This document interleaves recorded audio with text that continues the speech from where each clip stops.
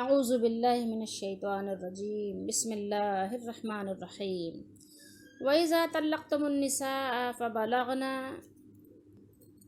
أَجَلَهُنَّ فَلَا تَعْضُلُوهُنَّ أَن يَنكِحْنَ أَزْوَاجَهُنَّ إِذَا تَرَاضَوْا بَيْنَهُم بِالْمَعْرُوفِ ذَلِكَ يُوعَظُ بِهِ مَنْ كَانَ مِنكُمْ يُؤْمِنُ بِاللَّهِ وَالْيَوْمِ الْآخِرِ ذَلِكُمْ أَزْكَىٰ لَكُمْ وَأَطْهَرُ واللہ یعلم وانتم لا تعلمون۔ اور جب تم طلاق دو عورتوں کو پھر وہ پوری کر چکیں، اپنی عدت تو نہ منع کرو انہیں کہ نکاح کر لیں اپنے خاوندوں سے جب کہ رضامند ہو جائیں آپس میں مناسب طریقے سے۔ یہ فرمان الہی ہے، نصیحت کی جاتی ہے اس کے ذریعے سے، کس کے؟ اس قرآن کے ذریعے سے، اس کے ذریعے سے اس کو جو تم میں سے یقین رکھتا ہو اللہ پر اور قیامت پر۔ یہ بہت پاکیزہ ہے، ذالک ازکیٰ لکم، تمہارے لیے، اور بہت صاف ہے، بہت اطہر ہے، اور اللہ تعالی جانتا ہے اور تم نہیں جانتے۔ آیت نمبر 232 ہے، ترجمہ ضیاء القرآن کا ہے۔ اب یہاں پر اس میں مطلقہ عورت کی بابت ایک تیسرا حکم دیا جا رہا ہے، یعنی جس خاتون کو 1 یا 2 طلاق دے دی جا چکی ہے اس کے بارے میں قرآن مجید میں یہاں تیسرا حکم کیا دیا ہے، وہ یہ کہ عدت گزرنے کے بعد، یعنی اگر عدت کے دوران شوہر نے رجوع نہیں کیا تو پہلی یا دوسری طلاق کے بعد اگر سابقہ شوہر، یعنی جس کو خاوند، فارسی میں خاوند کہتے ہیں تو اردو میں تو شوہر ہی کہتے ہیں، تو وہ شوہر بیوی باہمی رضامندی سے دوبارہ نکاح کرنا چاہیں تو تم ان کو مت روکو، یعنی بیوی بھی راضی ہے، شوہر بھی راضی ہے، یعنی عدت کے درمیان رجوع تو نہیں کیا لیکن عدت گزر جانے کے بعد دونوں آپس میں یعنی پھر سے ایک ساتھ ایک گھر بسانا چاہتے ہیں اور نکاح کر کے پھر آباد ہونا چاہتے ہیں، تو دوبارہ نکاح کرنا چاہیں تو تم ان کو مت روکو۔ تو یہ معاملہ نبی کریم صلی اللہ علیہ وسلم زمانے میں پیش آیا تھا۔ ایک ایسا واقعہ ہوا تو خاتون کے بھائی نے انکار کر دیا، جس پر یہ آیت اتری ہے، نازل ہوئی ہے۔ صحیح بخاری شریف میں یہ حدیث شریف موجود ہے۔ تو اس سے ایک تو یہ آپ کو پتہ چلتا ہے کہ عورت اپنا نکاح نہیں کر سکتی، بلکہ اس کے نکاح کے لیے ولی کی اجازت اور رضامندی بھی ضروری ہے۔ حدیث میں ہے، صاف واضح ہے، ٹھیک ہے۔ جبھی تو اللہ تعالیٰ فرما رہا ہے نا کہ روکو نہیں۔ اللہ تعالیٰ نے ولیوں کو کیا فرمایا کہ یعنی ان کو روکو نہیں، جو بھی ان کے ہیں، والد ہیں، بھائی ہیں، تو ان کو مطلب منع مت کرو۔ اگر وہ نکاح کرنا چاہ رہی ہیں تو ان کو کرنے دو، اجازت دو ان کو۔ یہاں اللہ تعالیٰ نے کس کو مخاطب کیا ہے؟ ولیوں کو مخاطب کیا ہے نا، یعنی جو عورتوں کے ولی ہیں۔ اللہ تعالیٰ نے ولیوں کو اپنا حق ولایت غلط طریقے سے استعمال کرنے سے منع فرمایا ہے، روکا ہے۔ اور اس کی مزید اگر آپ تائید دیکھنا چاہیں تو حدیث شریف میں ہے کہ اللہ کے نبی صلی اللہ علیہ وسلم نے فرمایا کہ لا نکاح الا بولی، ٹھیک ہے۔ مسند احمد کی یہ روایت ہے کہ نکاح نہیں ہے بغیر ولی کے، ٹھیک ہے، ولی کے اجازت کے بغیر نکاح نہیں ہوتا۔ اور ترمذی شریف میں، ابن ماجہ شریف میں حدیث شریف ہے کہ جس نے ولی کی اجازت کے بغیر نکاح کر لیا بس اس کا نکاح باطل ہے، اس کا نکاح باطل ہے، اس کا نکاح باطل ہے، ٹھیک ہے۔ آپ سمجھیے کہ دیکھیے کہ یہ حدیث شریف میں کیا بیان کیا جا رہا ہے۔ تو ولی کی اجازت کے بغیر نکاح نہیں کرنا چاہیے۔ ہاں، یہ بھی نہ ہو کہ لڑکی کی رضامندی نہیں ہے، زبردستی ولی نے اٹھا کے نکاح کر دیا، یہ بھی نہیں ہے۔ بخاری شریف کی ایک حدیث شریف ہم آپ کو اور مزید سناتے ہیں، وہ یہ ہے کہ کتاب النکاح کی، تو اس میں ایک صحابی رضی اللہ تعالیٰ عنہ فرماتے ہیں کہ میں نے اپنی بہن کا نکاح ایک شخص سے کیا تو انہوں نے پھر ان کی بہن کو طلاق دے دی۔ جب عدت گزر گئی تو وہ دوبارہ جو ہے نکاح کا پیغام لے کر آئے، دوبارہ نکاح کا پیغام لے کر آئے ان کے پاس، یعنی کس کے پاس؟ بھائی کے پاس۔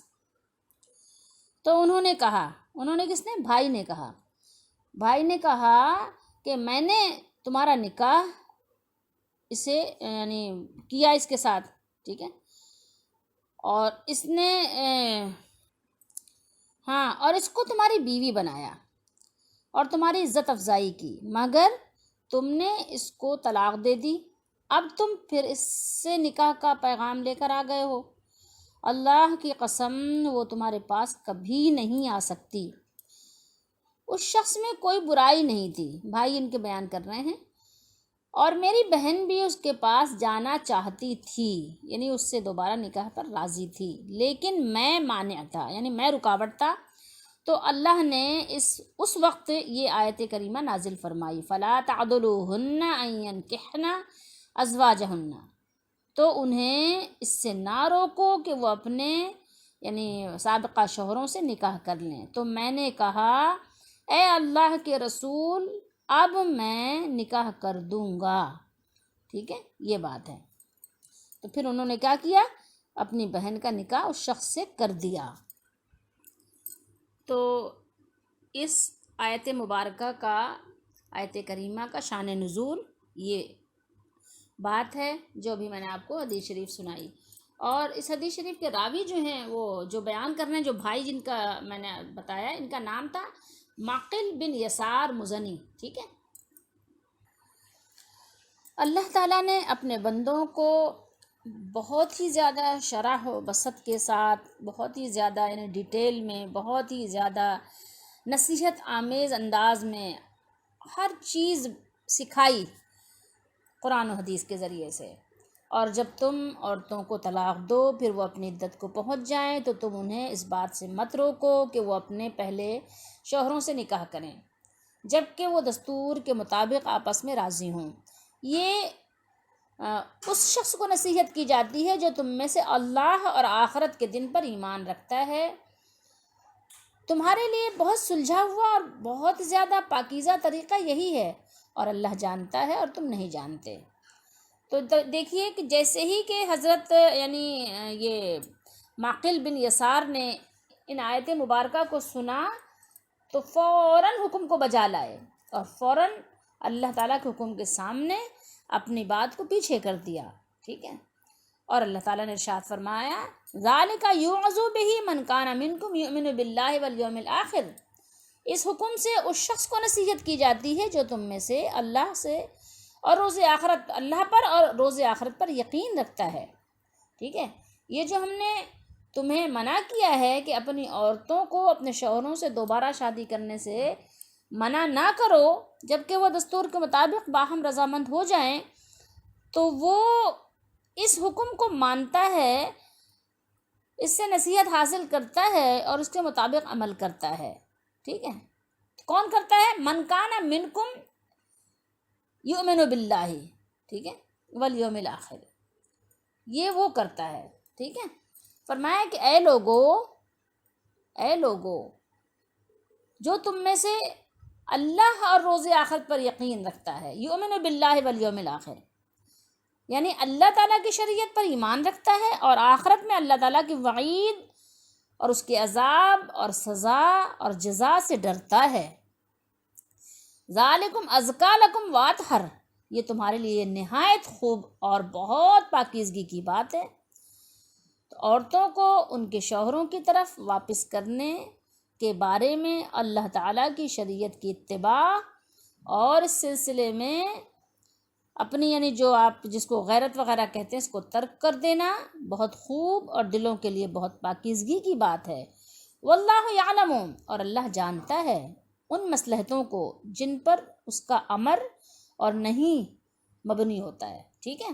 وانتم لا تعلمون، اور تم نہیں جانتے اس بھلائی کو جو تمہارے ان کاموں میں ہوتی ہے جن کو تم کرتے ہو یا جنہیں تم ترک کر دیتے ہو، یعنی تم کو نہیں پتہ، تمہارے مالک کو پتہ ہے۔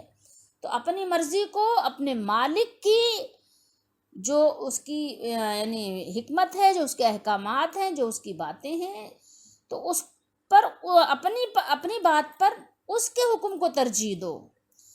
کیوں؟ اس لیے کہ وہ مالک ہے اور تم مملوک ہو، تو مالک کی بات کو ترجیح دینا یہ مملوک کے فرائض میں سے ہے، اور وہ مالک بھی کوئی ایسا نہیں کہ دنیاوی مالک کی طرح ہے، تو ان چیزوں کو سمجھنا چاہیے، لیکن ان کو سمجھے گا کون؟ جو اللہ اور آخرت پر ایمان رکھتا ہے، جس کو دنیا اور آخرت میں، دنیا میں بھی پتہ ہے کہ اللہ تعالیٰ نے ہمیں ایسے آزاد نہیں چھوڑا کہ جیسی میری مرضی، بلکہ اللہ تعالیٰ نے دنیا میں بھی اس کو پابند بنایا ہے، اور آخرت میں اس کے لیے جزا اور سزا رکھی ہے۔ تو ڈرو اس دن سے۔